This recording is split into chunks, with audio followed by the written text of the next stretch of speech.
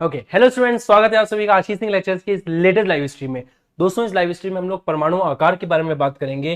11वीं केमिस्ट्री का chapter number 3 चल रहा है। वैसे ये टॉपिक जो है आईआईटी जेईई वाले बच्चों के लिए भी बहुत इंपॉर्टेंट है, क्योंकि हम ये पढ़ेंगे कि परमाणु का आकार आवर्त सारणी में किस प्रकार से देखा जाता है, ऊपर से नीचे आने पर, उल्टे हाथ से सीधे हाथ की तरफ जाने पर, सारे वाले पॉइंट डिस्कस करेंगे। और हाँ, एक और मजे की बात बताऊं आपको, आज की क्लास में आप जो भी टॉपिक सीखोगे, 10th में आपने उन टॉपिक्स को नहीं पढ़ा है तो बहुत एक्साइटिंग सी क्लास रहेगी आपके लिए, क्योंकि जो भी टर्म्स आप पढ़ने वाले हो सारी आपके लिए नई है। तो चलिए शुरुआत करते, बिना समय खराब किए हेडिंग लगाएं, परमाणु आकार। टॉपिक बहुत स्मूथ चलेगा अगर आप एक एक चीज को इजीली समझते हुए चलेंगे। परमाणु आकार इंग्लिश में बोले तो एटॉमिक साइज। देखो, एटॉमिक साइज को परिभाषित किस प्रकार से किया गया है वो आपको बताता हूं मैं। परिभाषित इसको ऐसे किया गया था कि परमाणु में आपको अच्छे से पता है नाभिक होता है, और नाभिक के बाद अलग अलग कोश होते हैं। तो जैसे मान लीजिए कोई परमाणु है जिसके पास नाभिक है, और नाभिक के पास बाद उसके पास दो कोश हैं, ठीक है। इसके बाद n बराबर 1 है और इसके पास n बराबर 2 है। इस तरह से दो कोश वाला आपका ये परमाणु है। अब सवाल यहां पे आता है कि ये जो परमाणु है इसका बाह्यतम कोश कौन सा है। तो किसी भी परमाणु का जो सबसे बाहर वाला कोश होता है उसको हम कहते हैं बाह्यतम कोश। तो ये कौन सा कोश है? बाह्यतम कोश। आज बोर्ड मिसबिहेव करेगा मॉइस्चर के कारण। बाह्यतम कोश,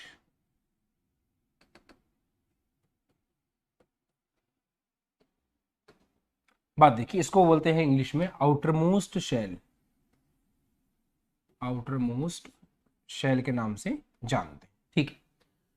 तो जो बाह्यतम कोश में कोई इलेक्ट्रॉन है, तो बाह्यतम कोश के इलेक्ट्रॉन की नाभिक से जो दूरी है उसको हम बोलते हैं परमाणु की त्रिज्या।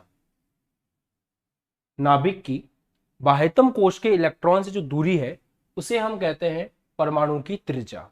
और परमाणु की त्रिज्या के आधार पर ही, मतलब जो आपकी परमाणु त्रिज्या है उस परमाणु त्रिज्या के आधार पर ही हम बताते हैं परमाणु का आकार। सिंपल भाषा में, अगर त्रिज्या ज्यादा है तो हम बोलते हैं परमाणु का आकार ज्यादा है, अगर त्रिज्या कम है तो हम बोल देते हैं कि परमाणु का आकार भी कम है। परंतु ये जो डेफिनेशन है ना, ये डेफिनेशन लंबे समय तक नहीं चली, क्योंकि आपको पता है कि बाद में ये बात समझ में आ गई थी कि परमाणु में जो इलेक्ट्रॉन है वो एक वेव है। तो इलेक्ट्रॉन जो है वो आपका क्या है? तरंग है। तो इस तरह से देखा जाए तो इलेक्ट्रॉन एक वेव की तरह घूम रहा है। तो उस प्रकार में, उस परिभाषा के हिसाब से या वेग के उस गुणधर्म के हिसाब से इलेक्ट्रॉन का पता लगाना मुश्किल है। और इस तरह से देखा जाए तो ये जो त्रिज्या आर निकालना है ये भी मुश्किल है, और इसके आधार पर परमाणु की त्रिज्या या आकार को परिभाषित करना या उसके बारे में समझना वो भी अपने आप में मुश्किल हो गया। तो फिर साइंटिस्ट लोगों ने बैठ करके दिमाग लगाया कि भाई आई से तो काम नहीं चलेगा। आपका जो परमाणु है वो बाउंडेड स्टेट में हो, मतलब आपका जो ये एटम है, आपका जो परमाणु है, जब ये बंद बना रहा हो, या सिंपल भाषा में बोले जब आपका परमाणु कहीं पर बंधित हो, उस समय हम लोग त्रिज्या निकालेंगे। और वो अपने आप में एक बहुत ही बेस्ट तरीका रहेगा, और वो तरीका हमें सबसे पसंद आएगा। अभी जब इस तरीके के बारे में बात करेंगे तो आपको क्लियर होगा। बट अभी जो आपने सीखा है उसको मैं 10-15 सेकंड में आपको बता दूं। आपने ये सीखा है कि परमाणु का जो नाभिक होता है उससे बाह्यतम कोश के इलेक्ट्रॉन की जो दूरी है उसको हम परमाणु त्रिज्या कहते हैं। और पहले हम लोग परमाणु त्रिज्या के आधार पर परमाणु आकार बताते थे, परंतु परमाणु त्रिज्या का डायरेक्ट मापन करना संभव नहीं है, इसलिए हम परमाणु को बंधित अवस्था में देखते हैं, और उस समय जब वो बंधित होता है तो हम परमाणु त्रिज्या निकालने की कोशिश करते हैं। कैसे, आइए उसके ऊपर बात करते हैं। जब हम परमाणु की त्रिज्या निकाल रहे होते हैं, आराम से समझिएगा, जब हम परमाणु की त्रिज्या निकाल रहे होते हैं जब वो बंधित अवस्था में हो, या फिर वो किसी के साथ अन्योन्य क्रिया कर रहा हो, उस समय जब हम उसकी त्रिज्या निकालते हैं तो वो चार प्रकार की निकल के आती है। पहली, वॉन्डरवॉल त्रिज्या। ये दीवार नहीं है, नाम है वॉन्डरवॉल त्रिज्या। दूसरी आपकी सहसंयोजी त्रिज्या।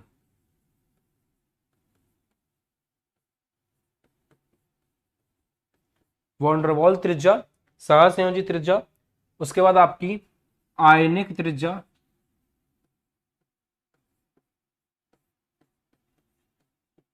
और फिर आपका आता है आयनिक त्रिज्या। आयनिक त्रिज्या वैसे बाद में पढ़ाऊंगा मैं आपको, तो आयनिक त्रिज्या गंदी बात, आयनिक त्रिज्या वाला सेक्शन अपन इधर ले लेते हैं और धात्विक त्रिज्या को तीसरे नंबर पर डाल देते हैं।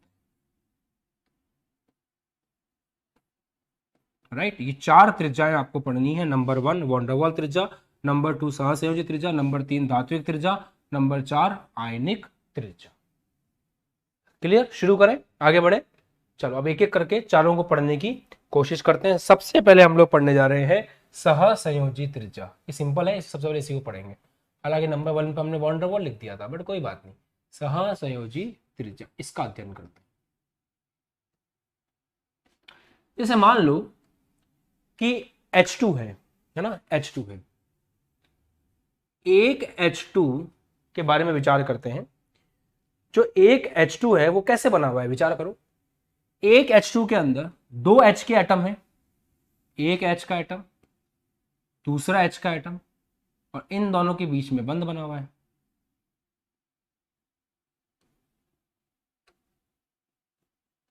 एक H और दूसरा H। भले ही आपने 10th क्लास में थोड़ी कम पढ़ाई की होगी मानता हूं, बट इतना तो पढ़ा है कि एक H और एक H इलेक्ट्रॉन की साझेदारी करते हैं, उससे बनता है H2, और H और H के बीच में एकल बंध होता है। ये तो पढ़ा है आपने, इतनी लापरवाही भी नहीं की होगी आपने। तो आप जानते हो कि एक H और दूसरे H एक दूसरे से क्या बनाता है, सहसंयोजी बंध बनाता है। वो एक दूसरे के पास आके एक दूसरे में मिलते हैं, तब जाकर के सहसंयोजी बंध का निर्माण होता है। ठीक है, अब जब एक H ने दूसरे H के साथ सहसंयोजी बंध बना लिया है, मतलब आपका परमाणु कैसी अवस्था में आ चुका है, अब बंधित अवस्था में आ चुका है। कौन सा बंध बना है, सहसंयोजी बना है। ठीक है, अब हम क्या करेंगे, जुगाड़ देखना आप तगड़ा। अब हम क्या करेंगे, इसका जो नाभिक है और इसका जो नाभिक है, उनके बीच की दूरी निकाल लेंगे। उनके बीच की दूरी निकाल लेंगे। अब उनके बीच की जो भी दूरी है, उसका अगर हम आधा कर देंगे तो हमें निकल के आ जाएगी त्रिज्या। हो गया जुगाड़। हम अकेले परमाणु में नहीं कर पा रहे थे, हम अकेले परमाणु के, हमारे पास ऐसा कोई पैटर्न था ही नहीं कि हम नाभिक और इलेक्ट्रॉन के बीच की दूरी माप सकें डायरेक्टली। तो हमने कहा कोई बात नहीं यार, हम एक काम करते हैं, हम जब वो बंधित अवस्था में आएगा, जब वो बंध बना रहा होगा, तो उसके नाभिकों के बीच की दूरी निकाल लेंगे, उसका आधा कर देंगे और हमें त्रिज्या मिल जाएगी। और ये सहसंयोजी बंध के बनने के समय मिली है, इसलिए हम इसको बोलेंगे सहसंयोजी त्रिज्या। शॉर्ट में मैं इसको सह लिख के छोड़ रहा हूं। क्लियर है? बताओ। अब यहां एक नोट का पॉइंट बता रहा हूं मैं आपको, सुनना ध्यान से।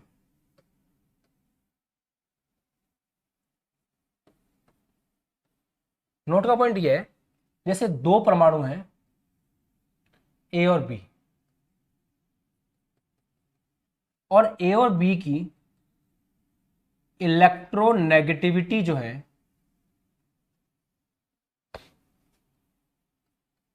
ए की और बी की जो इलेक्ट्रोनेगेटिविटी है वो एग्जैक्टली सेम है। मतलब दोनों की विद्युत ऋणात्मकता एक समान है। अब आप ही बोलोगे सर विद्युत ऋणात्मकता एक समान होने का क्या मतलब है? इस टॉपिक के, इस चैप्टर के लास्ट में बहुत डिटेल में आपको विद्युत ऋणात्मकता पढ़ना है, पर अभी मैं आपको हल्का सा हिंट देता हूं। जैसा होता ही है कि जब दो परमाणु आमने सामने आते हैं और बंध बनाते हैं, तो उनके बीच में बात ये होती है कि एक परमाणु दूसरे परमाणु के इलेक्ट्रॉनों को डिस्टर्ब नहीं करेगा। ये इलेक्ट्रॉन जितने इस एच के हैं उतने ही इस एच के हैं, दोनों इसका मिल बांट करके उसको यूज करेंगे। ठीक है, परंतु कभी कभी क्या होता है, जैसे H और H के बीच में दिक्कत नहीं है, H और H के बीच में दोनों हाइड्रोजन है, दोनों का विद्युत ऋणात्मकता एक जैसी है। मतलब जितना ये इलेक्ट्रॉन के ऊपर अपना कब्जा रख रहा है, उतना ही कब्जा इसका है इस इलेक्ट्रॉन के ऊपर। परंतु कभी कभी गड़बड़ हो जाती है, जैसे मान लो HCl आ गया, तो HCl में क्या होता है आपको अच्छे से पता है कि हाइड्रोजन के पास तो एक ही प्रोटॉन है और क्लोरीन के पास 17 प्रोटॉन है। तो बात तो ये हुई थी कि जो इलेक्ट्रॉन है वो बिल्कुल बीच में रहेंगे, साझेदारी के, शेयर किया है ना, बीच में रहेंगे, बात ये हुई थी। परंतु होता है कि Cl नौटंकी करता है, Cl बोलता है कि भाई मेरे पास ज्यादा प्रोटॉन है, मेरे पास ज्यादा ताकत है, मैं इसको अपनी तरफ खींच लूंगा, और वो हल्का सा इलेक्ट्रॉन को खींच के अपनी तरफ क्या कर लेता है, शिफ्ट कर लेता है। तो ऐसे केस में हम बोलते हैं कि इलेक्ट्रॉन नेगेटिविटी, विद्युत ऋणात्मकता क्लोरीन की ज्यादा है किससे, हाइड्रोजन से, ऐसे हम बोलते हैं। तो हल्का हल्का आपको समझ में आ गया होगा कि विद्युत ऋणात्मकता का मतलब क्या होता है, इलेक्ट्रॉन को खींचने की पावर। अगर दोनों की इलेक्ट्रॉन खींचने की पावर सेम है तो हम बोलेंगे EN A EN B के बराबर है। तो उस समय जो त्रिज्या R है वो सिंपल होगी R, इनके बीच का जो डिस्टेंस है, एक मिनट, इनके बीच का जो डिस्टेंस है यहां से यहां तक का, इसको हम D बोल रहे हैं, ये डिस्टेंस D होगा। पहले वाले की त्रिज्या अगर RA है, दूसरे वाले की त्रिज्या RB है, तो D बराबर होगा सिंपल RA प्लस RB। इस तरह से सिंपल होगा RA प्लस RB। अगर मैं ये बोलूं कि दोनों की विद्युत ऋणात्मकता अलग अलग है और ए की विद्युत ऋणात्मकता ज्यादा है बी से, तो फॉर्मूला अलग हो जाएगा। इस बात पर विशेष गौर फरमाएं। बोलो, कोई भी डाउट हो तो बताओ जल्दी से।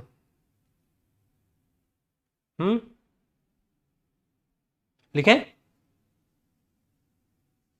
देखो ऐसे केस में जो डी आएगा वो आएगा RA प्लस RB माइनस 0.9 चाहिए माइनस चाहिए बी।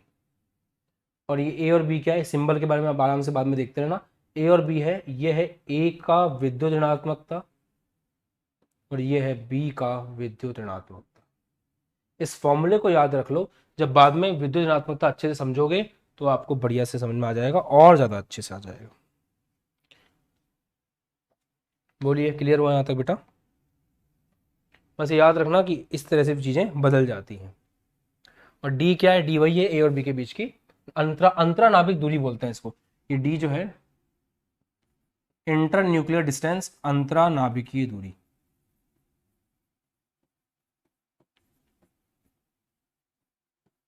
और ये जो त्रिज्या इसका नाम क्या है, सहसंयोजी त्रिज्या। क्लियर हो गया सबको? गुड। सेकंड पॉइंट पे आते हैं, वॉन्डरवॉल त्रिज्या। सेकंड,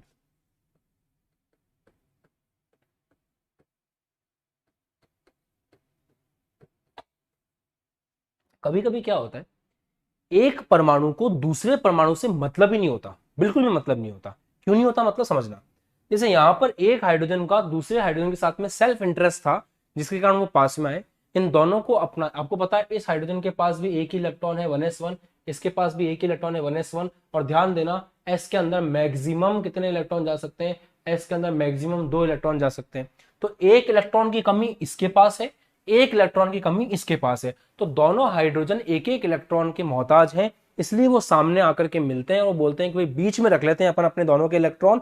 ये 2 इलेक्ट्रॉन अब मेरे भी हैं, ये 2 इलेक्ट्रॉन अब आपके भी हैं, अपन दोनों का मतलब सॉल्व हो गया। इसलिए हम लोग आपस में मिल जाते हैं, इलेक्ट्रॉन की साझेदारी कर लेते हैं और इनके बीच में बन जाता है बॉन्ड। पढ़ा होगा अपने क्लास 10th में, ठीक है। परंतु कभी कभी ऐसे भी परमाणु होते हैं, ऐसे भी तत्व होते हैं जिनको आपस में मतलब ही नहीं होता।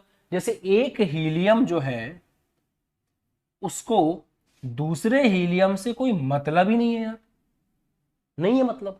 क्योंकि इसके पास भी 2 इलेक्ट्रॉन भरे हुए हैं 1s2, और इसके पास भी 2 इलेक्ट्रॉन भरे हुए हैं 1s2। इनको कोई इंटरेस्ट नहीं है एक दूसरे के पास आकर के बॉन्ड बनाने का। तो ऐसे में क्या होता है, हम लोग इनके बीच के बॉन्ड बनने का वेट नहीं करते। इस केस में हम क्या करते हैं, ये दोनों जब एक दूसरे के सबसे पास होते हैं, क्योंकि आपको पता है अगर आपने एक कमरे में हीलियम गैस भर रखी है तो एक हीलियम दूसरे हीलियम के पास तो आएगा। अब एक हीलियम दूसरे हीलियम के जितना भी पास आ सकता था उसको आने दो। अब मान लेते हैं इससे ज्यादा पास ये आपस में आना नहीं चाहते, तो हम कहते हैं ठीक है बेटा, तुम ऐसे ही रहो, हम तुम दोनों के नाभिक के बीच की दूरी को माप लेते हैं और उसी दूरी का आधा कर देते हैं और वो कहलाएगी वॉन्डरवॉल त्रिज्या।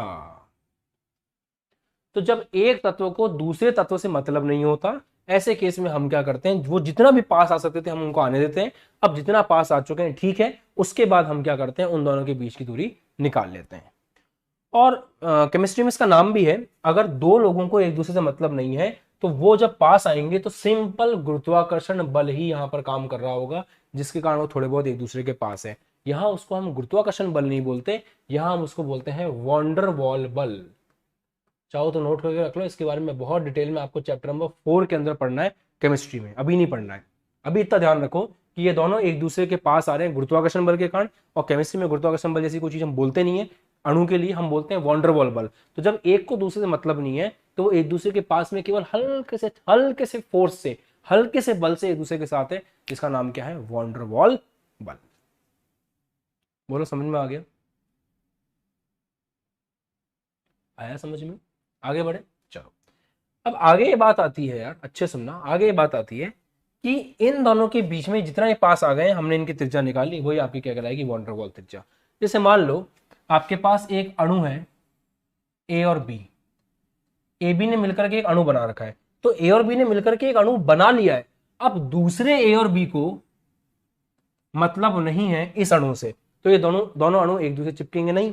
अगर ये दोनों अणु एक दूसरे से चिपकेंगे नहीं और हमें एक ही त्रिज्या निकालनी है, तो हम देखेंगे कि दोनों कितना पास में आ रहे हैं एक दूसरे के, ये दोनों एक दूसरे के कितना पास में आ रहे हैं, उसके हिसाब से हम काम करेंगे। अब ये कैसे होगा, ध्यान से देखिए। जैसे ये आपका ए और बी है, तो इसके सामने हम इस तरह से वेट करेंगे कब बी और ए इसके सामने आ जाए, और उस समय इनके बीच की दूरी निकाल लेंगे। वो हमारे लिए क्या होगा, वो हमारे लिए होगा डी बी बी, बीबी के बीच की दूरी, और आर बी बी निकालना है, आर बी निकालना है, तो वो हो जाएगा D B B divide by 2। इस तरह से हम जो दूसरा वाला तत्व है बी, उसकी त्रिज्या आराम से निकाल लेंगे। सही है। और इसके आगे मान लो एक तत्व आ गया आपके पास,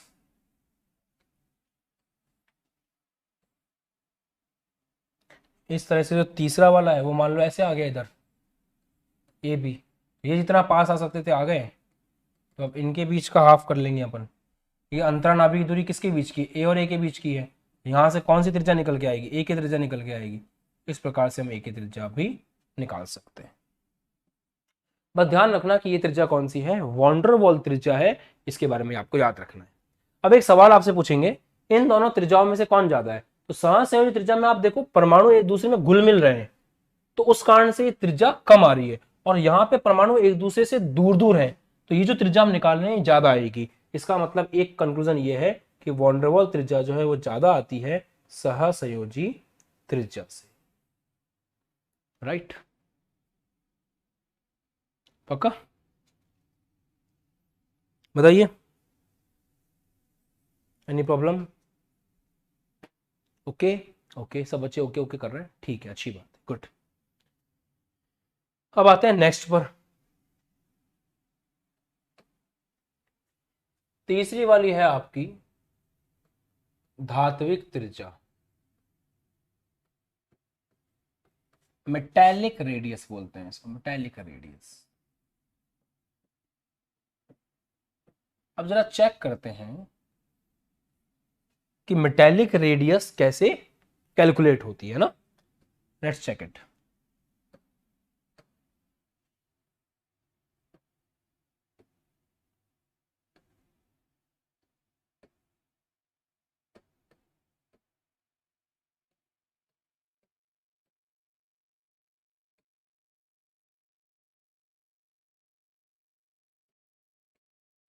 देखो, जैसे ये सोडियम है, ये सोडियम है, ये सोडियम है, ये सोडियम, सारे सोडियम है ना।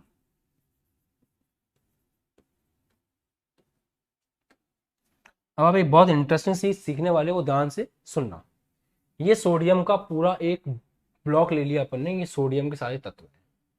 अब क्या होता है, सोडियम क्या करता है, अपने बाहर का जो एक इलेक्ट्रॉन ना, आपको पता है सोडियम की कॉन्फ़िगरेशन क्या होती है, सोडियम नंबर 11 पे आता है। अगर इसका विन्यास लिखें तो 1s2 2s2 2p6 3s1। तो ये 3s1 का एक इलेक्ट्रॉन है ना, ये इस इलेक्ट्रॉन को फ्री कर देता है ऐसे। तो सोडियम जैसे अपने अंदर से एक इलेक्ट्रॉन को फ्री करेगा, नाभिक उसको छोड़ देता है कि ठीक है जा, तो जैसे ही नाभिक उसको फ्री करता है, Na के ऊपर क्या आ जाता है, प्लस आ जाता है। ऐसे ये जो Na है, ये भी अपने इलेक्ट्रॉन को फ्री कर देता है, ये भी अपने इलेक्ट्रॉन को फ्री कर देता है, ये भी अपने इलेक्ट्रॉन को फ्री करता है, ये भी अपने इलेक्ट्रॉन को फ्री करता है, ये भी अपने इलेक्ट्रॉन को फ्री करता है, और सारे क्या बन जाते हैं, plus plus plus plus plus. तो धातु क्या करता है, धातु अपने बाह्यतम कोश का जो इलेक्ट्रॉन है, आप लोगों के कमेंट में देख रहा हूं, धातु अपना बाह्यतम कोश के इलेक्ट्रॉन को क्या करता है, फ्री कर देता है। अब धातु ने अपने बाह्यतम कोश के सारे इलेक्ट्रॉनों को फ्री कर दिया, और खुद पे क्या आ गया, पॉजिटिव चार्ज आ गया। तो आप दिमाग लगाओ, यहां पर नेट चार्ज कितना है, नेट आवेश कितना है,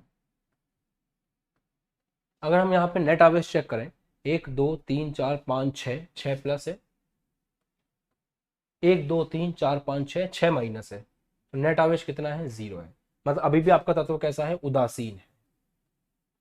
अब आपके दिमाग में एक बात आ सकती है कि सर एक बात बताओ, क्या ये इलेक्ट्रॉन यहां से निकल के बाहर जा सकता है? सोचते हैं, यहाँ प्लस का 6 है, माइनस का 6, अभी नेट आवेश कितना है, 0 है। अगर ये इलेक्ट्रॉन जिसको सोडियम ने फ्री कर दिया है घूमने के लिए, अगर ये कमरे से बाहर निकलता है, मतलब इस क्रिस्टल से बाहर निकलता है, या फिर मैं सिंपल भाषा में बोलूं सोडियम की धातु से बाहर निकलता है, तो जैसे ही इलेक्ट्रॉन बाहर निकलेगा, ये वाली गणित गड़बड़ हो जाएगी। 6 प्रोटॉन हो जाएंगे, मतलब 6 प्लस हो जाएगा, प्रोटॉन तो नहीं, 6 प्लस हो जाएगा, और 5 इलेक्ट्रॉन हो जाएंगे, एक इलेक्ट्रॉन निकल जाएगा। जैसे ही ऐसा होगा, नेट आवेश क्या आ जाएगा, प्लस का 1। मतलब इस पूरे धातु पर एक नेट आवेश आ जाएगा प्लस का 1, और वो जो नेट आवेश आएगा वो इस इलेक्ट्रॉन को वापस से खींच करके अंदर ले आएगा। तो कभी भी इलेक्ट्रॉन अपनी औकात भूल करके बाहर नहीं जा सकता, ये आपने यहां पर सीखा। अब हो सकता है कि आप लोगों को कम समझ में आया हो, तो एक बार मैं कहानी आपको वापस समझाता हूँ। जितने भी धातु के परमाणु हैं वो सारे के सारे क्या करते हैं, अपने बाह्यतम कोश के इलेक्ट्रॉन को, जितने भी धातु के परमाणु हैं वो क्या करते हैं, अपने बाह्यतम कोश के इलेक्ट्रॉन को, अपने बाह्यतम कोश के इलेक्ट्रॉन को निकाल देते हैं। और जैसे ही वो अपने बाह्यतम कोश के इलेक्ट्रॉन को निकालते हैं, उनके साथ एक दिक्कत होती है कि वो प्लस हो जाते हैं। ठीक है, तो यहाँ पे Na प्लस हो गया, इलेक्ट्रॉन माइनस हो गया। अब क्या होगा, Na प्लस हो चुका है, इलेक्ट्रॉन माइनस हो चुका है, उनके बीच में क्या रहेगी, प्यार मोहब्बत। तो एक्चुअल में अभी अगर अपन ओवरऑल चेक करें, तो यहाँ प्लस का 6 और माइनस का 6, नेट आवेश 0 है। इस इलेक्ट्रॉन को फ्री किया, इसको बोलते हैं मुक्त इलेक्ट्रॉन, इसको बोलते हैं फ्री इलेक्ट्रॉन। ये इलेक्ट्रॉन फ्री है, ये मुक्त है। बट मुक्त होने का मतलब ये नहीं है कि ये परमाणु को छोड़ के बाहर जा सकता है। ऐसा नहीं है कि इस धातु को छोड़ के बाहर निकल जाएगा। क्यों नहीं जा सकता, क्योंकि जैसे ही धातु को छोड़ के बाहर जाएगा, जो उदासीन था उससे प्लस आवेश आ जाएगा। इसके पहले 6 प्रोटॉन, 6 प्लस 6 माइनस था। जैसे ही एक इलेक्ट्रॉन एक्स्ट्रा धातु से बाहर निकलने की कोशिश करेगा, यहाँ 5 और प्लस का 6 और माइनस का 5 हो जाएगा। तो नेट आवेश कितना आ जाएगा, प्लस का 1। और वो क्या करेगा, वापस से इलेक्ट्रॉन को खींच के अपने घर में ले आएगा। सही है। आपके माँ बाप ने आपको छूट दे रखी होगी ना कि अपने दोस्तों के पास आप घूमने जा सकते हो, मिलने जा सकते हो, शाम को 1 घंटा घर के बाहर जा सकते हो। बट इसका मतलब ये थोड़ी है कि आप बिना माँ बाप को बताए शहर छोड़ के चले जाओगे। जैसे ही आप ऐसा करोगे, वैसे ही माँ बाप जो है वो आपको खींच करके वापस घर में ले आएंगे। सही बात है। ऐसे ही यहाँ पे इलेक्ट्रॉनों को इतनी आजादी है कि तुम थोड़ा रोते फिर लो धातु के अंदर, पर इतना नहीं है कि तुम धातु छोड़ के बाहर चले जाओ। अगर ऐसा करोगे तो हम तुमको वापस से खींच के अंदर ले आएंगे। ये बात समझे यहां तक। इसका फायदा क्या है, देखो, हमें ऐसा कोई रीजन समझ में नहीं आ रहा था कि एक सोडियम दूसरे सोडियम के साथ क्यों रहता है। हम ये नहीं समझ पा रहे थे कि लोहे का एक परमाणु लोहे के दूसरे परमाणु के साथ चिपक करके क्यों रहता है। और आपको अच्छे से पता है कि वो चिपक करके रहता है, क्योंकि आपने आसपास ऐसी मजबूत मजबूत चीजें देखी होंगी जो लोहे से मिलकर बनती हैं। लोहे की खिड़कियां बनती है, लोहे की गाड़ियों के पार्ट्स बनते हैं, मजबूत लोहे से ट्रेन की पटरी बनती है। तो कहने का मतलब इतनी मजबूत धातु है, तो उसके अंदर एक Fe को दूसरे Fe से ऐसा क्या लगाव है कि वो आपस में इतना मजबूती से पास में चिपका हुआ है और ठोस रूप में दिखाई दे रहा है। तो साइंटिस्ट लोगों ने दिमाग लगाया कि यार एक्चुअल में हर Fe ने अपने इलेक्ट्रॉन निकाल रखे हैं, और क्योंकि Fe ने अपने इलेक्ट्रॉन निकाल दिए हैं, तो सारे Fe के ऊपर पॉजिटिव चार्ज आ चुका है। और आपको पता है Fe 2 इलेक्ट्रॉन निकालता है, तो हर Fe के ऊपर कितना चार्ज आ चुका है, पॉजिटिव चार्ज आ चुका है। और जो इलेक्ट्रॉन उसने फ्री कर रखा है ना, उसको हम बोलते हैं फ्री इलेक्ट्रॉन। और फ्री इलेक्ट्रॉन उतना ही फ्री है कि बस वो धातु के अंदर घूम सकता है। तो अब क्या हो रहा है, ये जो इलेक्ट्रॉन है ना, ये इलेक्ट्रॉन माइनस है, और माइनस के चक्कर में प्लस आता है। तो ये जो इलेक्ट्रॉन है, ये सोडियम को अपनी तरफ खींच रहा है, ये इस सोडियम को भी अपनी तरफ खींच रहा है, ये इस सोडियम को भी अपनी तरफ खींच रहा है, ये इस सोडियम को भी अपनी तरफ खींच रहा है। तो एक तरह से एक सोडियम को दूसरे सोडियम से प्यार करने का बहाना मिल गया। इलेक्ट्रॉन उनको बीच में ले आया। जैसे एक कुत्ते को, दो कुत्ते हैं, उनके बीच में एक हड्डी रख दी जाए, तो वो एक हड्डी का एक मुंह एक कुत्ता पकड़ लेगा, उसी हड्डी का दूसरा मुंह दूसरा कुत्ता पकड़ लेगा, और दोनों एक दूसरे से क्या रहेंगे, साथ में जुड़े रहेंगे। हालांकि एक कुत्ते को दूसरे कुत्ते से नफरत है, पर उस हड्डी ने उनको बांध रखा है। ऐसे यहां पर आप देखें, ये जो इलेक्ट्रॉन है, ये सारे Na+ जो है इस इलेक्ट्रॉन के प्यार के चक्कर में वहीं पे बंधे रहेंगे मजबूती से। और ये जो पैटर्न है बेटा, इस पैटर्न को हम लोग नाम देते हैं धात्विक बंध। और इस पैटर्न को बहुत अच्छा बोलते भी है। इसको अपन इस तरह से कहते हैं कि धात्विक बंध के अंदर क्या होता है, समझ पा रहे हो? कमेंट करो। धात्विक बंध का मतलब होता है इलेक्ट्रॉनों के समुद्र में, ध्यान से सुनना शब्द, इलेक्ट्रॉनों के, इसको हम ऐसे बोलते हैं इलेक्ट्रॉनों के समुद्र में धनायन। क्या बोलते हैं इसको? इलेक्ट्रॉनों के समुद्र में धनायन। इसको बोलते हैं इलेक्ट्रॉनों के समुद्र में, इलेक्ट्रॉनों के समुद्र में धनायन। तो लॉजिक समझ में आ गया सबको? ये होता है कॉन्सेप्ट धात्विक बंध का। मजा आ गया सर उदाहरण में? कुत्ते बिल्ली का उदाहरण दिया करो सर, अच्छा लगता है। ओके, ठीक है। चलो, प्यार मोहब्बत भी अच्छी लगती है सर। प्यार मोहब्बत, कुत्ते बिल्ली सब बहुत पसंद है हमको। पढ़ाई लिखाई के अलावा आप ऐसी बातें करोगे ना, हम हमेशा आपकी क्लास में आएंगे। जैसे ही आप बहुत सीरियस पढ़ाते हो ना, हमारे को भी अच्छा नहीं लगता है ना। सही है भाई। ओके, तो मैंने अभी तक आपको क्या समझा रहा था पता है? मैं आपको अभी तक धात्विक बंध समझा रहा था कि धात्विक बंध कैसे बनता है। तो हमेशा हर एक धातु क्या करती है, पॉजिटिव हो जाती है, इलेक्ट्रॉन को फ्री कर देती है, और फिर वो इलेक्ट्रॉन और धातु के बीच की प्यार मोहब्बत के चक्कर में ये सब साथ में चिपके रहते हैं। इसको बोलते हैं धात्विक बंध। और क्योंकि यहाँ पे प्लस माइनस के बीच का आकर्षण है, और इस आकर्षण का नाम है स्थिर वैद्युत आकर्षण, स्थिर वैद्युत आकर्षण बल। अरे बहुत मजबूत होता है ये, इसलिए तो धात्विक बंध इतना मजबूत होता है, इसलिए तो लोहा इतना मजबूत होता है। लोहे को आप तोड़ नहीं सकते हो इतनी आसानी से। ठीक है, अब इस समय जब आपके धातु धात्विक बंध बना रही है, उस समय हम उनके नाभिक के बीच की दूरी निकाल लें और उस दूरी का आधा कर दें, तो यह कहलाएगी धात्विक त्रिज्या। मुझे इतनी सी ही बात समझानी थी आपको कि जब ये धात्विक बंध बना रहे होंगे, जब एक परमाणु दूसरे परमाणु के साथ ऐसे होगा, उस समय हम क्या करें, इनके नाभिक के बीच की दूरी निकाल लें, तो वो क्या कहलाएगी, धात्विक त्रिज्या। 11वीं क्लास चलेगी सेम टाइम पे, जो रेगुलर टाइम होता है उसी पर चलेगी, परेशान होने की कोई जरूरत ही नहीं है। सर पता कैसे चलेगा कि एक्स्ट्रा पॉजिटिव चार्ज है या नेगेटिव चार्ज है, बताओ। देखो बेटा, दिमाग लगाने की जरूरत ही नहीं है। हमेशा जितना पॉजिटिव है उतना ही नेगेटिव होगा, क्योंकि धातु अपने आप में उदासीन ही होती है हमेशा। तो जितना आप सोचो ना, Fe का आप इलेक्ट्रॉनिक विन्यास लिखोगे तो आपको समझ में आएगा इसने 2 इलेक्ट्रॉन क्यों दिए। सोडियम का देख के समझ में आ रहा है अपन को कि सोडियम अपने 3s को हटाना चाहता था ताकि जो बचा रहे वो पूरा रहे। आपने बचपन में पढ़ा होगा ना 2,8,1 इसका इलेक्ट्रॉनिक विन्यास इस टाइप का है। तो ये चाहता है कि इसको भर ले, तो उसको भरना तो मुश्किल है इसके लिए, तो ये क्या करता है, इसको खाली कर देता है। इसको बाहर निकालने के बाद जो बचा कुचा है वो सारा अपने आप में कंप्लीट है, इसलिए वो 1 इलेक्ट्रॉन का दान करता है। सीधी सी बात है। कन्हैया चौधरी, मैं आपको जवाब दे चुका हूँ बेटा कि 12th की लाइव क्लास एज यूजुअल जो टाइम उस पर चलेगी। कमेंट सेक्शन के अंदर आपको टाइम बता दिया जाता है। एप्लीकेशन को ओपन करते सामने टाइम टेबल आता है। अगर आप सेम कमेंट बार बार करते रहोगे तो मुझे आपको थोड़ी देर के लिए टाइम आउट करना पड़ जाएगा। चलिए ठीक है बेटा, क्लियर है? Okay, very good. चलो, अब मैं आपसे बोलूं कि कंपेयर करके बताओ मुझे कि वॉन्डरवॉल त्रिज्या, धात्विक त्रिज्या और सहसंयोजी त्रिज्या को कंपेयर करो। मेरे हिसाब से इन तीनों को कंपेयर करने के लिए आपको ज्यादा दिमाग लगाने की जरूरत नहीं है। वंडरवॉल त्रिज्या में दोनों एक दूसरे से काफी दूर रहते हैं, धात्विक त्रिज्या में दोनों एक दूसरे को ऑलमोस्ट टच करते हैं, और सहसंयोजी त्रिज्या में दोनों एक दूसरे के अंदर होते हैं ऐसे। तो अब अगर आपको बोला जाए कि इनको कंपेयर करो तो आप आराम से कंपेयर कर लोगे, ज्यादा दिक्कत नहीं होगी। यहां पे क्योंकि ये दूर दूर है तो यहाँ पे डी ज्यादा है, डी ज्यादा है तो उसका आधा भी ज्यादा होगा। यहां पर डी इतना है और यहां पर डी कम है, क्योंकि ये दोनों एक दूसरे में घुस गए हैं। तो देखा जाए तो सबसे ज्यादा त्रिज्या किसकी है, वॉन्डरवॉल की, उससे ज्यादा किसकी है, धात्विक की, और सबसे कम किसकी है, सहसंयोजी की, क्योंकि सहसंयोजी में तत्व एक दूसरे में, परमाणु एक दूसरे में घुस गए ऐसे, तो बीच का डिस्टेंस काफी कम हो गया है। इसमें सटीक मान सकते हैं और इसके अंदर काफी ज्यादा है। तो ये ध्यान रखें कि वॉन्डरवॉल त्रिज्या हमेशा ज्यादा होती है, उसके बाद आपकी धात्विक त्रिज्या आती है, और सबसे कम कौन सा होता है, सहसंयोजी त्रिज्या आती है। बताओ यार। सर विकर्ण संबंध समझा दो, टॉपिक आने पे समझाएंगे बेटा, विकर्ण संबंध आ जाएगा कल परसों में। आज हमारा सारा डिस्कशन जो है परमाणु त्रिज्या के ऊपर और परमाणु आकार के ऊपर ही रहेगा। हाँ, जितना पॉजिटिव है टोटल उतना ही टोटल नेगेटिव रहेगा, हमेशा ये बात ध्यान रखें। जैसे आपको मैंने एग्जांपल दिया ना, अगर 6 सोडियम ने अपने इलेक्ट्रॉन निकाले हैं तो 6 इलेक्ट्रॉन निकाले होंगे, तो 6 इलेक्ट्रॉन 6 माइनस निकला है तो 6 प्लस है, ऑब्वियस ही बात है। आ गया समझ में?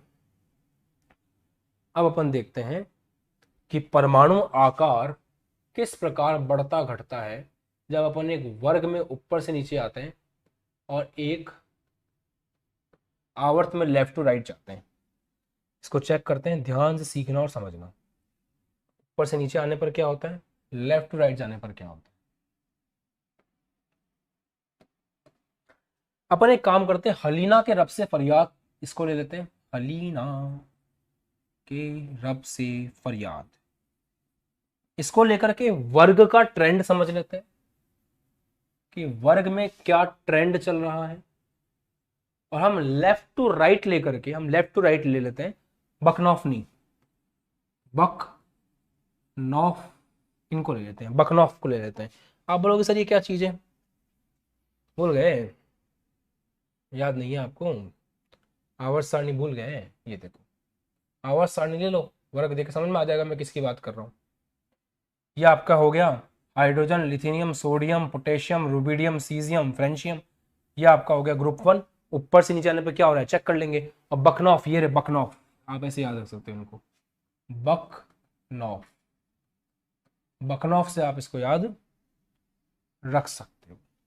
ठीक है बेटा, शुरू करें, चलो स्टार्ट करते हैं। अगर मैं आपसे बोलूं कि टॉप टू बॉटम जा रहे हैं अपन, वर्ग में ऊपर से नीचे जा रहे हैं, तो आप एक बात बताओ आकार बढ़ेगा कि कम होगा? इस चैप्टर में जब मैं आपको अच्छे अच्छे लॉजिक्स बताऊंगा तो उनको आपको स्टार्टिंग में सुनना है, सीखना है, बाद में जैसे जैसे टॉपिक आगे बढ़ता जाएगा आपकी प्रैक्टिस अच्छी होती जाएगी।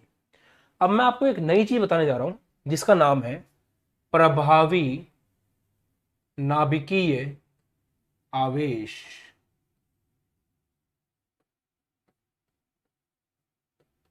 हल्की सी बात बता रहा हूं इसके बारे में। देखो आपको ये बात पता है, जैसे आपका नाभिक है, नाभिक में कौन रहते हैं, प्रोटॉन्स रहते हैं, और नाभिक के चारों तरफ क्या होते हैं, अलग अलग कोश होते हैं। एक कोश है मान लो एक परमाणु में, ये दूसरा कोश है मान लो एक परमाणु में, ये तीसरा कोश है एक परमाणु में, ये चौथा कोश है एक परमाणु में।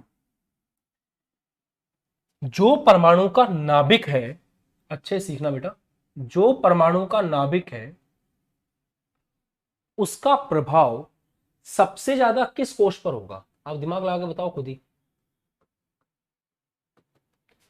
जो कोश सबसे पास है, नाभिक का प्रभाव उसके ऊपर सबसे ज्यादा होगा। जो कोश उसके बाद में है, नाभिक का प्रभाव उसके ऊपर थोड़ा कम होगा। जो और बाद में उस पर और कम होगा, जो और बाद में उस पर और कम होगा।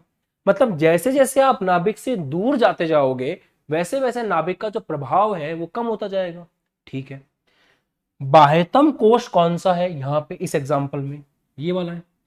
बाह्यतम कोश के ऊपर पहुंचते पहुंचते नाभिक का जितना भी प्रभाव बचा है, आपको पता है यहां प्रभाव ज्यादा है, उससे कम या है, उससे कम है, सबसे कम बाह्यतम कोश पे होगा, हमेशा होगा। तो बाह्यतम कोश पे नाभिक का जितना भी प्रभाव बचा हुआ है उसको हम कहते हैं प्रभावी नाभिकीय आवेश। Z सिंबल होता है परमाणु क्रमांक का, और परमाणु क्रमांक क्या होता है, प्रोटॉन, प्रोटॉन मतलब नाभिक एक तरह से। तो Z कितना इफेक्टिव है, Z इफेक्टिव, इसको बोलते हैं Z इफेक्टिव। और Z इफेक्टिव को शॉर्ट में क्या बोलते हैं, ZEF बोलते हैं, ZEFF, ZEF बोलते हैं। तो वापस से एक बार समझेंगे कि जैसे जैसे आप नाभिक से दूर जाते जाएंगे वैसे वैसे आपके कोश बढ़ेंगे। और मान लो इस परमाणु के अंदर 4 कोश है, तो बाह्यतम कोश कौन सा हो गया, चौथा वाला हो गया।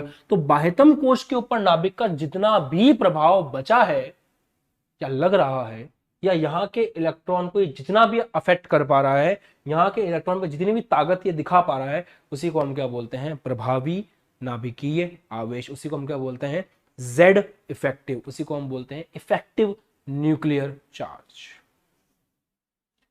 और अगर मैं आपसे एक सवाल पूछूं, नाभिक का प्रभाव अगर अपने बाह्यतम कोश पर ज्यादा है तो नाभिक उसको अपनी तरफ खींचे ऐसे, और नाभिक उसको अगर अपनी तरफ खींचेगा तो वो नाभिक के पास जाएगा, आकार क्या होगा, कम होगा।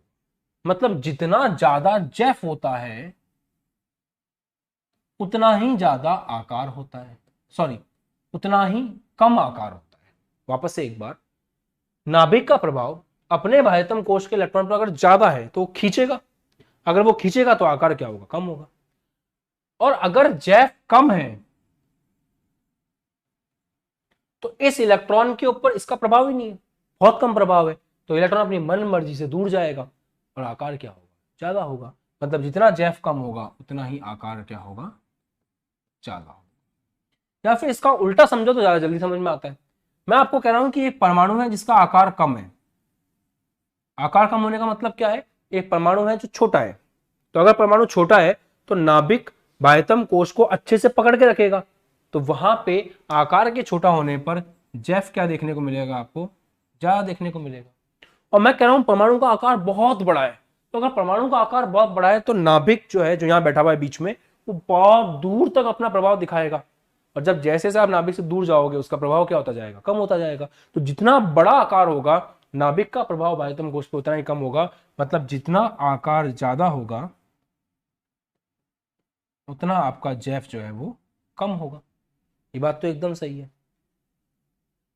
तो कहने का मतलब यार एक ही बात कह रहा हूं सिंपल सी, कि आकार और जैफ, आकार और जो जैफ है वो एक दूसरे के व्युत्क्रमानुपाती हैं। सिंपल भाषा में बोले इनके बीच में 36 का आंकड़ा है। सिंपल 36 का आंकड़े का मतलब होता है एक दूसरे के एंटी, दुश्मन एक दूसरे के। अगर आकार बढ़ेगा तो जैफ घटेगा, अगर आकार कम होगा तो जैफ बढ़ेगा। अगर आकार बढ़ा दिया जाए तो जैफ कम हो जाएगा, अगर आकार को कम कर दिया जाए तो जैफ बढ़ जाएगा। दोनों में एक दूसरे में 36 का आंकड़ा, ये बात आपको हमेशा याद रखनी है। कर लोगे, कर लोगे, कर पाओगे, समझ आ गया, कोई दिक्कत तो नहीं किसी को, पक्का समझ में आ गया ना सबके? Good good, very good. अब अपन इधर आते हैं वापस, आराम से सीखना। हाइड्रोजन 1s1 इलेक्ट्रॉनिक विन्यास, lithium 1s2 2s1, sodium 1s2 2s2 2p6 3s1, potassium 4s1, rubidium 5s1, caesium 6s1, francium 7s1। क्या सीखे यार, क्या सीखे? जैसे जैसे हम ऊपर से नीचे आ रहे हैं कोशों की संख्या बढ़ती जा रही है। हाइड्रोजन में नाभिक के बाद एक ही कोश है, लिथियम में नाभिक के बाद 1s भी है 2s भी है, तो नंबर ऑफ शेल कितने हो गए, 2। सोडियम में देखें तो नाभिक के पास 1 2 3 3 है। पोटेशियम की बात करें तो 4 होगा, पोटेशियम को चेक करोगे तो 1 2 3 4 होगा। तो अगर आप दिमाग लगाने में सक्षम हो तो आप ये बात बोल सकते हो, जैसे जैसे हम वर्ग में ऊपर से नीचे आ रहे हैं कोशों की संख्या बढ़ रही है।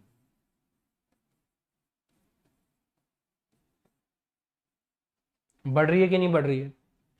अगर कोशों की संख्या बढ़ रही है, अगर कोशों की संख्या बढ़ रही है तो आप देख लो बाह्यतम कोश से दूरी, ये छोटा सा नाभिक है, परमाणु है, कोश बढ़ गए बड़ा त्रिज्या हो गई, और कोश बढ़ गए और बड़ी त्रिज्या हो गई, और कोश बढ़ गए और बड़ी त्रिज्या हो गई। मतलब जैसे जैसे हम ऊपर से नीचे आ रहे हैं कोशों की संख्या बढ़ रही है। नंबर 1 2 3 4, जैसे जैसे कोशों की संख्या बढ़ती जाएगी वैसे वैसे परमाणु का आकार भी बढ़ता जाएगा। और ये बोलने की जरूरत नहीं है, एक्चुअल में ये बात मुझे कहनी नहीं पड़नी चाहिए, देख के समझ में आ रहा है कि यहाँ पे H के पास एक ही कोश है तो इतना छोटा है, 2 कोश है और बड़ा हो गया, 3 कोश है और बड़ा हो गया, 4 कोश है और बड़ा हो गया, क्योंकि बाह्यतम कोश से दूरी हुई तो त्रिज्या कहलाती है। सही है बात? तो कहने का मतलब यह है कि जैसे ऐसा ऊपर से नीचे आ रहे हो कोशों की संख्या बढ़ रही है, आकार बढ़ रहा है, और आकार बढ़ रहा है तो मैं एक बात बोल सकता हूं कि जैफ क्या हो रहा है, कम हो रहा है। ठीक है सर, समझ में आ गया सर, आगे बढ़ते हैं। अब अपन चलते हैं आवर्त में। तो आवर्त का इलेक्ट्रॉनिक विन्यास लिखो, आपको अच्छा समझ में आएगा। बोरोन में इलेक्ट्रॉन कितने हैं, 5, प्रोटॉन भी कितने हैं, 5। इसमें 6 प्रोटॉन, इसमें 7 प्रोटॉन, इसमें 8 प्रोटॉन, इसमें 9 प्रोटॉन। प्रोटॉन इलेक्ट्रॉन की संख्या बराबर होती है अगर एक उदासीन तत्व है, इसलिए दिमाग लगाने की जरूरत नहीं, जितने इलेक्ट्रॉन उतने ही प्रोटॉन आप कह सकते हो। अगर मैं आपसे सवाल पूछूं इसका इलेक्ट्रॉनिक विन्यास कितना है तो आप बोलोगे सर 5 नंबर पे आ रहा है, 1s2 2s2 2p1 है सर, इसका है सर 2p2 बाह्यतम कोश का, इसका है सर 2p3, इनका है 2p4, इनका है 2p5। अब आप एक बात बताओ, इसमें क्या कोश बढ़ रहे हैं आपके?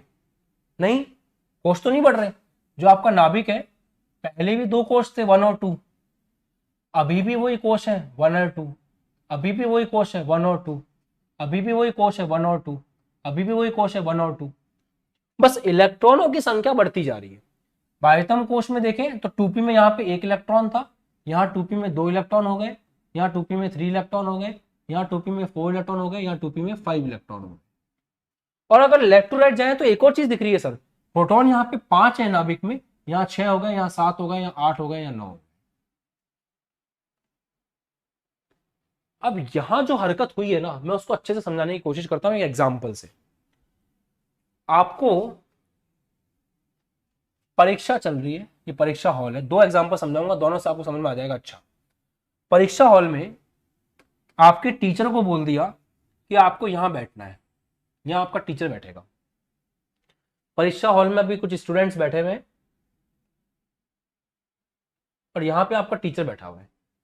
कितने टीचर हैं? 5 स्टूडेंट हैं, 1 2 3 4 5। चलो मान लेता हूं कि टीचर है यहाँ पे अभी, है ना, ऐसा मान लेते हैं, वो टीचर बैठा हुआ है। अब मैंने कहा कि मैं बाहर से एक स्टूडेंट ऐड कर रहा हूं, मैंने बाहर से एक स्टूडेंट ऐड किया और यहां पे मैंने एक टीचर बढ़ा दिया। मैंने बाहर से फिर एक स्टूडेंट ऐड किया और मैंने यहां पे एक और टीचर बढ़ा दिया। मैंने बाहर से एक और स्टूडेंट ऐड किया और मैंने एक और टीचर बढ़ा दिया। मतलब पहले एक टीचर बैठ करके इतने बड़े एग्जामिनेशन हॉल को संभाल रहे थे, अब 2 टीचर बैठ के संभाल रहे हैं, फिर 3 टीचर बैठ के संभाल रहे हैं, फिर 4 टीचर बैठ के संभाल रहे हैं। क्योंकि एग्जामिनेशन हॉल उतने का उतना ही है, माना कि नंबर ऑफ स्टूडेंट बढ़ रहे हैं परंतु टीचर को उतने ही कमरे को संभालना है। तो आप अगर एक ही कमरे के अंदर स्टूडेंट बढ़ाते जाओगे और टीचर भी बढ़ाते जाओगे तो टीचर का जो प्रभाव है बच्चों के ऊपर वो बढ़ जाएगा। एक और एग्जांपल देता हूं मैं आपको, सेम केस। टीचर को कहा कि तुम यहीं बैठे रहोगे, तुम यहां से हिलोगे नहीं।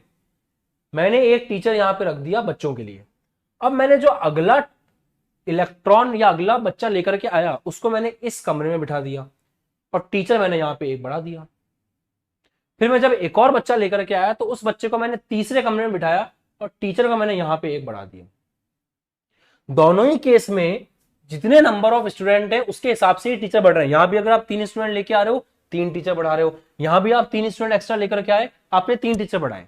परंतु फर्क है, यहां पे स्टूडेंट उसी कमरे में आ रहा है, एक ही कमरे में, और टीचर बढ़ते जा रहे हैं। तो टीचर का जो प्रभाव है स्टूडेंट्स के ऊपर वो बढ़ जाएगा और इस कमरे में चीटिंग नहीं होगी।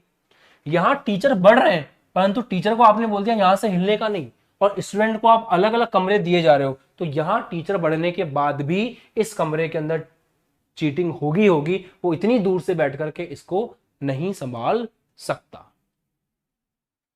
समझ में आया ये एग्जांपल? अब अगर अपन इस एग्जांपल से समझें यहां पर तो एक बात समझ में आती है कि यार जब अपन ऊपर से नीचे आ रहे हैं तो माना कि प्रोटॉन तो यहां भी बढ़ रहे हैं, देखो आप प्रोटॉन यहां भी बढ़ रहे हैं परंतु साथ में कोषों की संख्या भी बढ़ती जा रही है।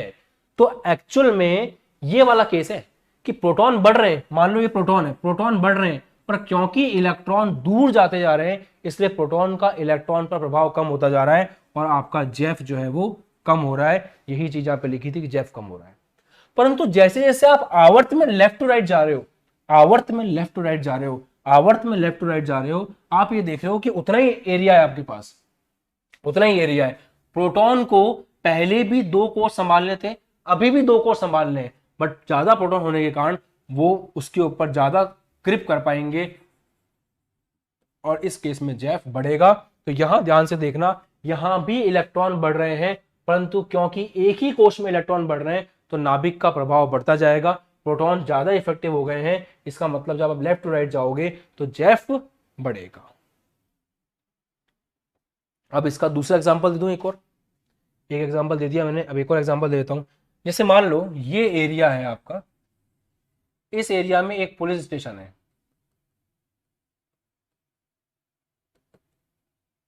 इस एरिया की पॉपुलेशन जैसे ही थोड़ी सी बढ़ जाती है हम पुलिस वालों की संख्या बढ़ा देते हैं। जैसे मान लो इस एरिया की पॉपुलेशन 1 से बढ़ गई तो हमने 1 पुलिस वाला और अपॉइंट कर दिया, 1 से और बढ़ गई हमने 1 पुलिस वाला और अपॉइंट कर दिया, 1 से और बढ़ गई हमने 1 पुलिस वाला और अटेम्प्ट बढ़ा दिया। तो यहां क्या हो रहा है, पुलिस वालों की संख्या बढ़ती जा रही है बट एरिया नहीं बढ़ रहा। पहले भी पुलिस वालों को जो थाना क्षेत्र था वो उतना ही था, अभी भी थाना क्षेत्र उतना ही है, पर ज्यादा पुलिस वाले हैं। तो इस समय क्या होगा, पहला एक पुलिस वाला इस पूरे इलाके में गश्त करता था, अब 3 पुलिस वाले करेंगे, चोरी की गुंजाइश कम रहेगी। एक केस ये हो रहा है कि पुलिस थाना ये है,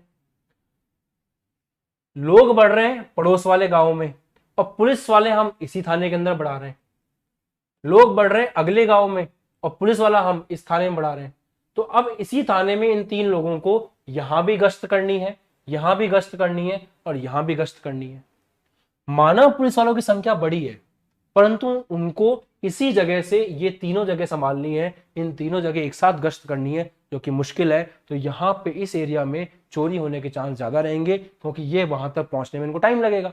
थाना की जगह तो फिक्स है ना, यहां से गाड़ी लेके पहुंचने टाइम लगेगा ना, और यहाँ पे कुछ भी होता है अंदर कांड तो ज्यादा पुलिस वाले एक ही समय पर उतनी ही दूरी पर ज्यादा पहुंच जाएंगे और क्राइम होने के चांस कम रहेंगे। तो अगर ध्यान से देखा जाए, अब समझ में आ गया होगा आपको, ध्यान से देखा जाए तो यहां पर कम क्राइम होंगे, लेस क्राइम, पुलिस वालों का इफेक्ट यहां पर ज्यादा रहेगा, और यहां पुलिस वाले ज्यादा होते हुए भी मोर क्राइम आपको देखने को मिलेंगे, यहां पर क्राइम जो है वो ज्यादा होगा। बताओ समझ में आया क्या? तो पॉइंट यहां पर यह है कि ये कहानी आती है सिंपल सिंपल सी। अगर आप इस जगह देखेंगे तो पुलिस वालों की संख्या बढ़ने के बाद भी उनका प्रभाव कम है, और यहां आप देखें तो पुलिस वालों की संख्या बढ़ने पर प्रभाव ज्यादा हो रहा है। बस ये वाली कहानी है। अब अपन ध्यान से वापस चलते हैं इस पॉइंट के ऊपर, और यहां एक छोटी सी बात लिख के इसको खत्म करते हैं कि जब हम आवर्त में उल्टे हाथ से सीधे हाथ की तरफ जाते हैं, बाएं से दाएं जाते हैं, तो इलेक्ट्रॉन एक ही कोश में प्रवेश करता है। इलेक्ट्रॉन एक ही कोश में प्रवेश करता है, जिससे कि जैफ बढ़ जाता है। अगर इलेक्ट्रॉन एक ही कोश में प्रवेश कर रहा है तो उससे जैफ बढ़ जाता है। आप जानते हो कि जैफ और उसका 36 का आंकड़ा होता है, तो जैफ बढ़ेगा तो आपका आकार कम होगा। तो अगर जैफ बढ़ रहा है इसका मतलब, कहां रह गए, जैफ बढ़ रहा है इसका मतलब आकार क्या हो जाएगा, कम हो जाएगा। जैफ बढ़ रहा है मतलब आकार कम हो जाएगा। जितने बच्चे क्लास में बैठे हुए हैं कमेंट करके बताओ, लॉजिक एग्जाम्पल सब समझ में आ गया आपको अच्छे से? एक बार और क्लियर कर देता हूं, जब आप ऊपर से नीचे जा रहे हो तो हाइड्रोजन के पास एक प्रोटॉन है, एक ही इलेक्ट्रॉन है। आप नीचे गए, lithium, sodium, potassium, rubidium, caesium, यहाँ भी 11 प्रोटॉन है, 11 ही इलेक्ट्रॉन है। प्रोटॉन इलेक्ट्रॉन बढ़े हैं तो प्रोटॉन भी बढ़े, ऐसा मैं नहीं कह रहा कि प्रोटॉन नहीं बढ़ रहे, परंतु यहाँ पे क्या हो रहा है, यहाँ पे वही वाला केस है कि प्रोटॉन को अपनी जगह फिक्स है, अब उसको पहले यहाँ एक शेल संभालना था, अब लिथियम के केस में उसको 2 शेल संभालने, सॉरी मैंने सोडियम का लिख दिया। लिथियम में 3 प्रोटॉन 3 इलेक्ट्रॉन, प्रोटॉन बढ़े हैं पर प्रोटॉन के बढ़ने से कोई फायदा नहीं हो रहा। सोडियम में प्रोटॉन 11 हो गए, ऊपर से और बढ़ गए, परंतु कोश भी तो बढ़ गया। तो कहने का मतलब वही है कि भले ही आप एग्जामिनर बढ़ा रहे हो, बट बच्चा तो अगले कमरे में जाके बैठ रहा है और एग्जामिनर को यहां से बैठ करके बच्चे को संभालना है, तो उसका प्रभाव तो कम हो जाएगा। तो जैसे जैसे अपन ऊपर से नीचे आ रहे हैं वैसे लिखते बहुत अच्छे से हैं कि जब ऊपर से नीचे आते हैं कोशों की संख्या बढ़ती है, कोशों की संख्या, कमेंट करो यार, समझ में आ गया ना, आ गया ना समझ में? ठीक है, कोशों की संख्या बढ़ती है, कोशों की संख्या बढ़ती है तो उससे जैफ क्या होता है, कम होता है और आकार बढ़ता है, सिंपल सी बात है। और अगर अपन लेफ्ट टू राइट जाते हैं ना तो मजेदार बात पता है क्या है, लेफ्ट टू राइट जाने में बकनॉफ नहीं लेके देख लो आप, बकनॉफ, बकनॉफ लोगे तो समझ में आएगा कि इसका है 1s2 2s2 2p1। तो ध्यान से देखना, यहां पर 2 ही शेल है, 1 2, मतलब 1 2, बस 2p में 1 इलेक्ट्रॉन है और प्रोटॉन कितने अंदर, 5 प्रोटॉन है। तो 5 प्रोटॉनों को मिलकर के यहां पे अपना प्रभाव दिखाना है। ठीक है, आगे वाले केस में गए, कार्बन में होता है 2p2, मतलब अब प्रोटॉन हो गए हैं 6 और कोश अभी भी 2 ही हैं, तो प्रोटॉन को 6 प्रोटॉनों को अभी इस जगह पर, उसी जगह पर अपना प्रभाव दिखाना है। आगे बढ़े, 2p3 मतलब हो गए हैं प्रोटॉन आपके पास 7 और 7 प्रोटॉनों को वही 2 शेल संभालने, 2p3, मतलब आप समझ रहे हो क्या रहा है, यहां पर प्रोटॉनों की संख्या बढ़ती जा रही है परंतु कोश की संख्या नहीं बढ़ रही है। ये तो बिल्कुल वैसे ही हो गया कि आपके इस कमरे में एक स्टूडेंट आगे आके बैठता है तो एक टीचर आकर के यहाँ बैठ जाता है, और वो स्टूडेंट सेम कमरे में आ रहा है तो यहाँ टीचरों की संख्या बढ़ती जा रही है, कमरा उतना का उतना ही है, तो स्ट्रिक्ट हो जाएगा माहौल और एग्जाम में चीटिंग होने के चांस बहुत कम हो जाएंगे। सही है, तो लेफ्ट टू राइट जा रहे हैं अपन, और आगे गए तो और ज्यादा बढ़ता जा रहा है जेफ। इसका मतलब लेफ्ट टू राइट जाने पर इलेक्ट्रॉन, यहां लिख रहा हूं, इलेक्ट्रॉन एक ही कोश में प्रवेश करते हैं, इलेक्ट्रॉन एक ही कोश में प्रवेश करते हैं। और समझने वाली बात है बहुत अच्छे से कि अगर इलेक्ट्रॉन एक ही कोश में प्रवेश कर रहे हैं तो उससे जेफ बढ़ रहा है, और जेफ के बढ़ने का मतलब है, जेफ और आकार का 36 का आंकड़ा, अगर जेफ बढ़ेगा तो आकार क्या होगा, कम होगा। तो अब अगर आपसे कोई पूछे कि हाइड्रोजन से बड़ा होता है कि लिथियम, हाँ जी सही बात है, यहां पे ऑर्डर कुछ इस तरह का चलता है आकार का, और यहां ऑर्डर देखें तो बी से कम होता है सी का आकार, उससे कम एन, उससे कम ओ, उससे कम एफ, यहां पे ये वाला सीन चलता है। तो अब तुमको रात को 2 बजे नींद में उठा के कोई पूछेगा कि आवर्त के अंदर और वर्ग में जाने पर आकार के साथ क्या होता है, तो आपके जुबान से निकलना चाहिए कि ऊपर से नीचे आते हैं किसी वर्ग में तो कोशों की संख्या बढ़ने के कारण आकार बढ़ता है, और अगर हम बाएं से दाएं जाते हैं, बाएं से दाएं जाते हैं आवर्त में, तो इलेक्ट्रॉन एक ही कोश में प्रवेश करता है, जिससे कि जेफ बढ़ता है, और जेफ के बढ़ने से आकार कम होता है। इतना बोल के वापस हो जाना, बट ध्यान रखना कि आपको अगर नींद में भी पूछें तो ये कॉन्सेप्ट आना चाहिए। ठीक है, और जैव क्या होता है, अपने परमाणु के अंदर नाभिक का जो बाह्यतम कोश पर प्रभाव है उसको अपन जैव बोलते हैं। नाभिक का बाह्यतम कोश पर जितना भी प्रभाव जैव है, अगर आकार बड़ा होगा तो जैव कम होगा, क्योंकि अगर परमाणु का आकार बड़ा हो गया तो नाभिक बाह्यतम कोश पर अपनी पकड़ मजबूत नहीं रख पाएगा, और आकार अगर छोटा रहेगा तो नाभिक की पकड़ बहुत ज्यादा रहेगी। तो आकार जितना बढ़ेगा जैव उतना ही कम होगा, आकार जितना कम होगा जैव उतना ही बढ़ेगा। ठीक है, उसके बाद आते हैं अपन त्रिज्याओं के बारे में। तो मेटालिक त्रिज्या वापस समझा देता हूं एक बार। धातु के अंदर क्या होता है, परमाणु बड़े चंट होते हैं, एक परमाणु को दूसरे परमाणु के साथ रहने का रीजन चाहिए, इनको प्यार मोहब्बत का रीजन चाहिए। तो एक परमाणु दूसरे परमाणु को बोलता है चले काम करते हैं, अपन दोनों अपने अपने इलेक्ट्रॉन बाहर निकाल देते हैं। तो परमाणु क्या करता है, अपने इलेक्ट्रॉनों को ऐसे खुला छोड़ देता है, जैसे इलेक्ट्रॉन बाहर निकलते हैं परमाणु हो जाता है प्लस, इलेक्ट्रॉन माइनस होते हैं, इनके बीच में क्या शुरू हो जाता है, प्यार मोहब्बत। और ये जो इलेक्ट्रॉन है ये सारे Na+ का मन बहलाता रहता है, और हम ये बोल सकते हैं कि यहाँ पे एक मजेदार चीज बनी है कि इलेक्ट्रॉन का समुद्र है, और उस इलेक्ट्रॉन के समुद्र में इलेक्ट्रॉन के प्यार के चक्कर में ये सारे Na+ भटक रहे हैं। तो Na+ को कौन बांध के रख रहा है, इलेक्ट्रॉन। तो एक इलेक्ट्रॉन 4 Na+ को बांध के रख सकता है, कहने का मतलब इलेक्ट्रॉनों के समुद्र में कौन घूम रहा है, धनायन घूम रहे हैं। क्लियर। और यहां पे जब ये धात्विक बंध बनाए, इसका आधा कर दो इनके बीच की दूरी का, नाभिकीय दूरी का, त्रिज्या मिल जाएगी आपको, वो है धात्विक त्रिज्या। जब दोनों को एक दूसरे से मतलब नहीं है तो वो जितने पास आ पा रहे उतने पास ले आओ, आधा कर दो वॉन डेर वाल त्रिज्या। अगर वो सहसंयोजी बंध बना रहे हैं तो उनको सहसंयोजी बंध बनाने दो, उसके बाद उनके अंतरनाभिक दूरी का आधा कर दो, वो आपकी कहलाएगी सहसंयोजी त्रिज्या।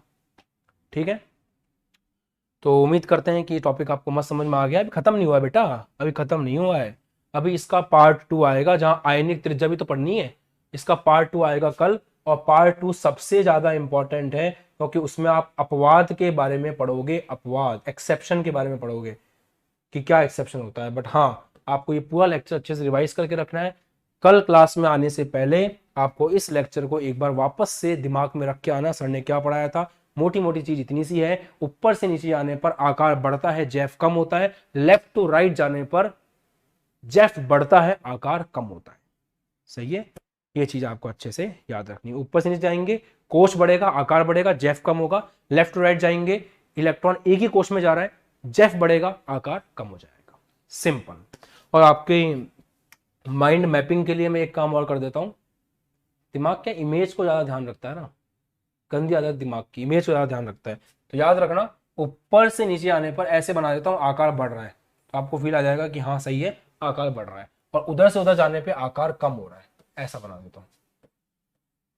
ठीक है, चलो डन, मिलते हैं अगली क्लास में। बाय, जय हिंद, टेक केयर, ध्यान रखो, खुश रहो, मस्त रहो, पढ़ाई करते रहो। अभी तक बैच ज्वाइन नहीं किया, नीचे नंबर है उसके ऊपर कॉल कर लो, बैच ज्वाइन कर सकते हो।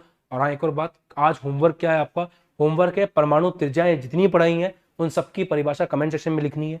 आज का होमवर्क है कि लेफ्ट टू राइट जाने पर क्या होता है, टॉप टू बॉटम जाने पर क्या होता है आकार का, वो कमेंट सेक्शन में लिखना है। लिख दोगे कमेंट सेक्शन में, करके देखो, अच्छा लगता है। एक बार लिखोगे ना, याद हो जाएगा, अगली बार बहुत मन करेगा, मेरे को बोलना नहीं पड़ेगा, खुद से लिखने लग जाओगे। और ठीक है, फिर मिलते हैं अगली क्लास में। जय हिंद। और नया चैनल IIT JEE का फ्राइडे को क्लास है, सब्सक्राइब करके रख लेना।